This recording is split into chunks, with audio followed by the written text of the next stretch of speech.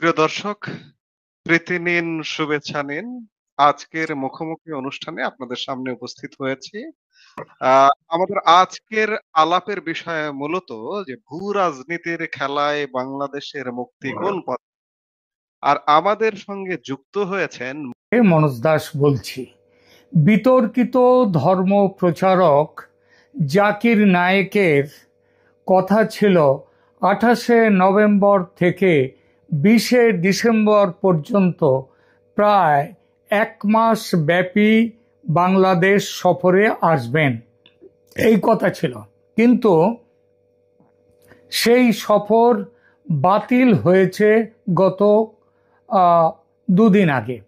ভারতীয় এই বাতিলের কারণটা কি সেটা নিয়ে নানা রকম কথা চলছে। আমরা আমাদের এখনকার এই আলোচনায় আমরা দেখব যে কেন এই সফর বাতিল হলো। ভারতীয় চাপের কাছে মাথা নোয়ালো মোহাম্মদ ইউনূসের সরকার, নাকি নিরাপত্তা উদ্বেগ, কিংবা আন্তর্জাতিক চাপ বা আন্তর্জাতিক প্রতিক্রিয়া এর মধ্যে আছে কি না। মোহাম্মদ ইউনূসের নেতৃত্বাধীন অন্তর্বর্তী সরকার প্রথমে এই সফরের অনুমোদন দিয়েছিল এবং ভারত আপত্তি জানালেও প্রথমে তারা তাদের নিজেদের জায়গায় দাঁড়িয়েছিল, অর্থাৎ সফর হবে। এবং আগেই বলেছি 28শে নভেম্বর থেকে 20শে ডিসেম্বর পর্যন্ত পরিকল্পিত ছিল এই সফর, সেটা এখন বাতিল হয়েছে।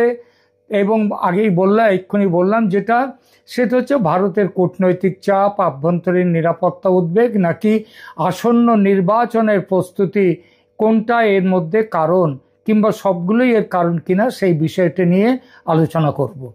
সরকারি ব্যাখ্যা মানে বাংলাদেশ সরকার তারা বলছেন, পক্ষ থেকে দেয়া আনুষ্ঠানিক কারণ অনুযায়ী জানা যাচ্ছে, স্বরাষ্ট্র মন্ত্রণালয়ের আইন শৃঙ্খলার মূল কমিটির একটি বৈঠকে গত 5 নভেম্বর 2025-এ মানে গত পরশু সেই জাকির নায়েকের সফর বাতিলের সিদ্ধান্ত নেওয়া হয়েছে। স্বরাষ্ট্র উপদেষ্টা লেফটেন্যান্ট জেনারেল অবসরপ্রাপ্ত মোহাম্মদ জাহাঙ্গীর আলম চৌধুরীর সভাপতিত্বে অনুষ্ঠিত এই বৈঠকে কর্মকর্তারা মূল্যায়ন করেন যে জাকির নায়েকের উপস্থিতি বিপুল সংখ্যক জনতাকে আকৃষ্ট করবে এবং এর জন্য নিরাপত্তা রক্ষায় প্রচুর পুলিশ ও নিরাপত্তা বাহিনী মোতায়েন প্রয়োজন হবে, এবং সেটা করা যাবে না বলেই নাকি এটা এখন করা হচ্ছে না। প্রথম আলো পত্রিকার এক কর্মকর্তার বরাত দিয়ে বলা হয়েছে, জাকির নায়েক বাংলাদেশে এলে বিশাল ভিড় হবে, ভিড় নিয়ন্ত্রণে প্রচুর সংখ্যক আইন শৃঙ্খলা রক্ষাকারী বাহিনীর সদস্যের দরকার হবে, নির্বাচনের সময়সূচির কারণে নিরাপত্তা ব্যবস্থা ইতিমধ্যে চাপের মধ্যে রয়েছেন। কর্তৃপক্ষ জানিয়েছে যে নির্বাচনের পর জাকির নায়েকের সফর পুনর্বিবেচনা করা হতে পারে, কিন্তু নির্বাচনের আগে তার প্রবেশ সম্ভব নয়। এবার আসি ভারতের কূটনৈতিক চাপ এখানে কিছু এর পেছনে আছে কিনা সেই ব্যাপারটা নিয়ে। এতক্ষণ বললাম সরকার, তারা বলছে কেন তারা বাতিল করলো। এবার দেখি ভারতের কূটনৈতিক চাপ। দেশীয় ও আন্তর্জাতিক মিডিয়া রিপোর্ট স্পষ্টভাবে ইঙ্গিত করছে, মনে রাখবেন, দেশীয়, বাংলাদেশের এবং আন্তর্জাতিক মিডিয়াও বলছে যে ভারতের কূটনৈতিক চাপ এই সফর বাতিলের একটি অন্যতম প্রধান কারণ। ভারতের পররাষ্ট্র মন্ত্রণালয়ের মুখপাত্র রণধীর জয়সওয়াল 30শে অক্টোবর 2025-এ এক সংবাদ সম্মেলনে স্পষ্ট জানিয়ে দেন, জাকির নায়েক একজন পলাতক, তিনি ভারতে ওয়ান্টেড। সুতরাং আমরা আশা করি যে তিনি যেখানেই যান সংশ্লিষ্ট দেশের কর্তৃপক্ষ তার বিরুদ্ধে যথাযথ ব্যবস্থা গ্রহণ করবে এবং আমাদের নিরাপত্তা উদ্বেগ বিবেচনা করে ব্যবস্থা নেবে। এবং এটাও মনে করে দিয়েছেন যে ভারত এবং বাংলাদেশের মধ্যে বন্দি প্রত্যর্পণ চুক্তি একটা আছে, সেই অনুযায়ী ভারত জাকির নায়েককে বাংলাদেশে এলে তাকে গ্রেপ্তার করে ভারতে দেওয়ার ব্যাপারটা নিয়ে ভারত বলেছে। ভারত জাকির নায়েককে 2016 সাল থেকে সন্ত্রাসবাদে উস্কানি, মানি লন্ডারিং এবং ঘৃণামূলক বক্তৃতা প্রদানের অভিযোগে ওয়ান্টেড ঘোষণা করেছে। ন্যাশনাল ইনভেস্টিগেশন এজেন্সি NIA এই জাকির নায়েকের বিরুদ্ধে সাম্প্রদায়িক ঘৃণা ছড়ানো এবং সন্ত্রাসমূলক কার্যকলাপে উৎসাহিত করার অভিযোগে মামলা দায়েরও করেছে। ভারত বাংলাদেশের কাছে স্পষ্টভাবে বলেছে যে জাকির নায়েক ঢাকায় প্রবেশ করলে তাকে গ্রেপ্তার করে যেন ভারতের হাতে তুলে দেওয়া হয়। আজ তক বাংলা এবং অন্যান্য ভারতীয় মিডিয়া রিপোর্ট উল্লেখ করেছে যে বাংলাদেশ ভারত ছাড়া চলতে পারবে না, কারণ ভারত বর্তমানে বিশ্বের অন্যতম প্রধান অর্থনীতি এবং আন্তর্জাতিক মঞ্চে গুরুত্বপূর্ণ ভূমিকা পালন করছে ভারত। এই কারণেই ভারতের চাপ বাংলাদেশের জন্য উপেক্ষা করা কঠিন হয়ে পড়েছে। আমেরিকার ভূমিকা নিয়ে দাবি, যদিও কিছু মহল থেকে আমেরিকার চাপের কথা বলা হচ্ছে, আন্তর্জাতিক মিডিয়ায় এই দাবির কোনো সরাসরি প্রমাণ পাওয়া যায়নি। তবে মনে রাখতে হবে, ভারত এবং আমেরিকার প্রতিরক্ষা চুক্তি হয়ে যাওয়ার পর, 10 বছরের প্রতিরক্ষা চুক্তি হয়ে যাওয়ার পর, আমেরিকা এখন ভারতের সাথে সুর মিলিয়ে তাকে কথা বলছেন এবং কথা বলতে হবে, এবং আগামী দিনগুলোতে এটা আরও বাড়বে। যুক্তরাষ্ট্রের স্টেট ডিপার্টমেন্টের 2018 সালের একটা রিপোর্টে উল্লেখ করা হয়েছে যে বাংলাদেশ সরকার ভারত ভিত্তিক ইসলামী টেলিভিশন প্রচারক জাকির নায়েকের পিস টিভি বাংলার সম্প্রচার নিষিদ্ধ রেখেছে, কারণ এটি চরমপন্থী মতাদর্শ ছড়ায়। মানে সেই সময় তারা এটা বন্ধ করে দিয়েছিলেন শেখ হাসিনা সরকার। তবে নভেম্বর 2025-এ এসে এই সফর বাতিলের ক্ষেত্রে আমেরিকার প্রত্যক্ষ কূটনৈতিক হস্তক্ষেপ এখানে আছে বলে মনে করা হচ্ছে। 2016 সালের ঢাকা হামলা এবং জাকির নায়েকের সংযোগ তার সাথে কি ছিল সেই বিষয় নিয়ে এবার বলবো, এবং তার কি পদক্ষেপ সেই সময় বাংলাদেশ সরকার নিয়েছিল তার বিরুদ্ধে সেটা বলি। জাকির নায়েকের বাংলাদেশ সফর বাতিলের ঐতিহাসিক প্রেক্ষাপট বুঝতে 2016 সালের হোলি আর্টিসান বেকারি হামলার বিষয়টি অত্যন্ত গুরুত্বপূর্ণ। 1 জুলাই 2016 তারিখে ঢাকার গুলশানে এই জঙ্গি হামলায় 22 জন নিহত হন, যার মধ্যে একজন ভারতীয় তরুণীও ছিলেন। হামলাকারীদের একজন তদন্তকারীদের কাছে পরে স্বীকার করে যে তিনি এবং তার সহযোগীরা জাকির নায়েকের ইউটিউব চ্যানেলে দেয়া ভাষণ থেকে অনুপ্রাণিত হয়ে এই কাণ্ড ঘটায়। এই ঘটনার পর শেখ হাসিনা সরকার জাকির নায়েকের পিস টিভি নিষিদ্ধ করে এবং তার বাংলাদেশে প্রবেশ নিষিদ্ধ করে।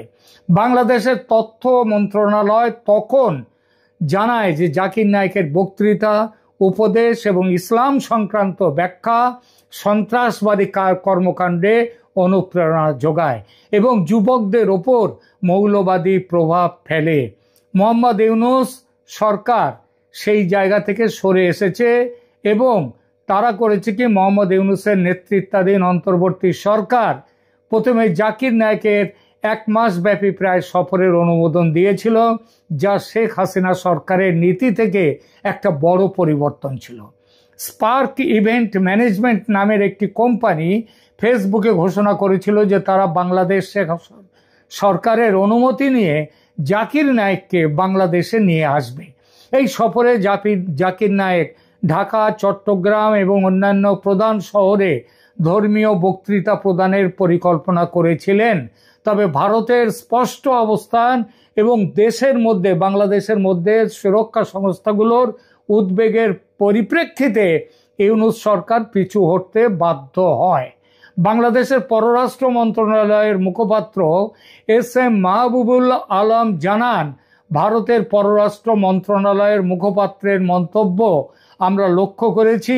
আমরাও বিশ্বাস করি যে ভারত সহ কোনো দেশেরই অভিযুক্ত বা পলাতক ব্যক্তিদের আশ্রয় দেওয়া উচিত নয়। এর মধ্যে দিয়ে কি বলতে চাইলেন শেখ হাসিনাকে ভারত আশ্রয় দিয়েছে, তাকে ফেরত দেওয়ার কথাটা বলতে লাগলেন। কিন্তু এইসব হতভাগ্যদের এদের মনে এই প্রশ্ন আসে না যে জাকির নায়েক এবং শেখ হাসিনা দুজনে এক স্টেটার এবং একই জায়গার মানুষ নন। তাদের মধ্যে তুলনা চলে না। এটা তারা মনে করে না যে শেখ হাসিনাকে কেন ভারত ফেরত দিতে দেবে না। আমি আমার চ্যানেলে এই বিষয় নিয়ে এর আগে আলোচনা করেছি।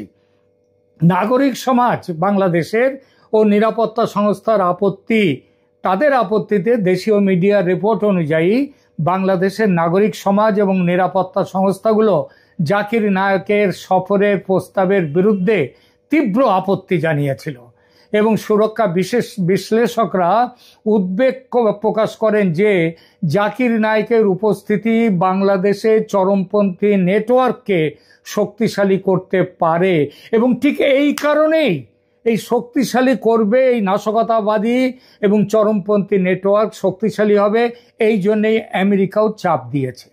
নিরাপত্তা সংস্থাগুলো বিশেষভাবে উদ্বিগ্ন ছিল, কারণ এই জাকির নায়েক এর আগে তার পাকিস্তানের সফরের সময় লস্কর-ই-তৈবা, যেটা LET, তার সহ নিষিদ্ধ সন্ত্রাসী সংগঠনগুলোর নেতাদের সাথে দেখা করেছিলেন।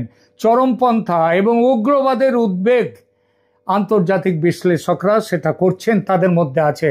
তারা মনে করেন যে মোহাম্মদ ইউনূস সরকারের অধীনে বাংলাদেশে ইসলামী চরমপন্থার উত্থান ঘটছে।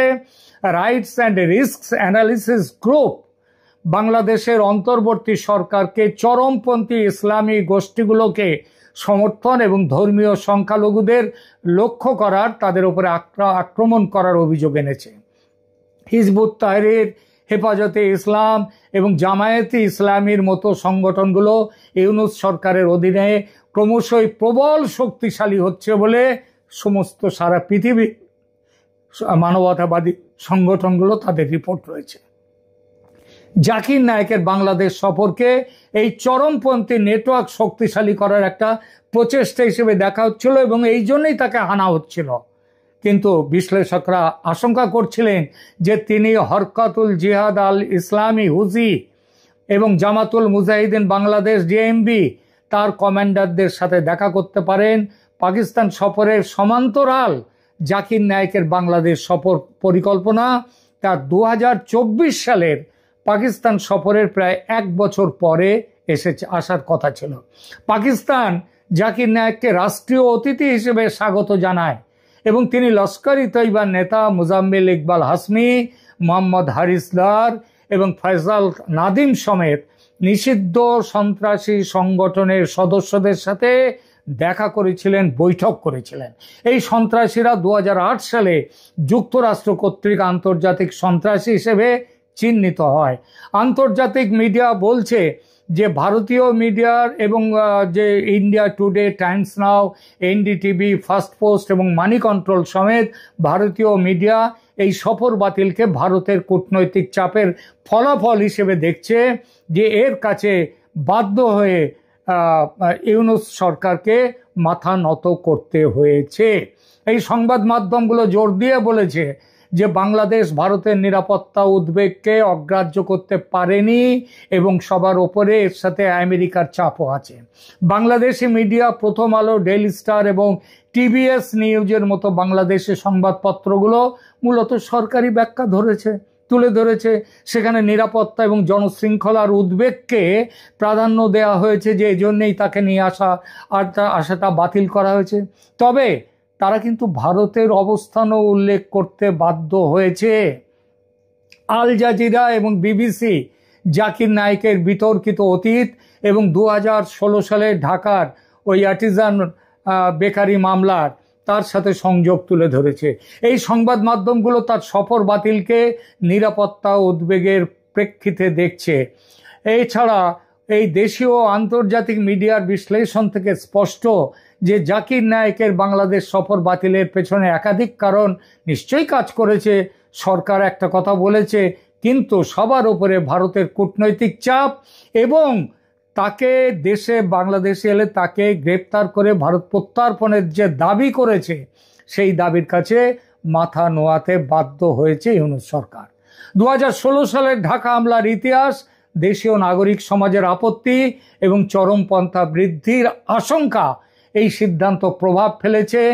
আমেরিকার সরাসরি চাপ না থাকলেও কূটনৈতিক চাপ অবশ্যই আছে। যদিও অতীতে যুক্তরাষ্ট্র জাকির নায়েকের চরমপন্থী মতাদর্শ নিয়ে উদ্বেগ বহুবার প্রকাশ করেছে। সুতরাং এই পরিস্থিতিতে জাকির নায়েকের বাংলাদেশ সফর বাতিল হয়েছে। ধন্যবাদ।